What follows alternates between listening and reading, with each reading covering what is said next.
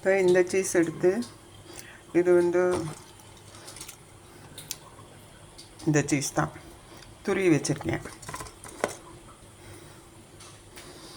இதை வந்து மேலே அப்படி போட போகிறோம் ஃபுல்லாக.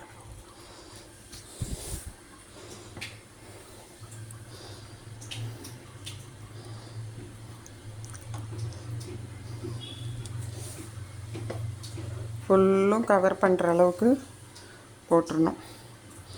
போட்டுட்டு இப்போ வந்து அது மெல்ட் ஆகணும் இல்லையா, நம்ம வந்துட்டு ஒரு டைட்டாக பிளேட் போட்டு மூடிட்டு அடுப்பை வந்து ஆன் பண்ணுறோம்.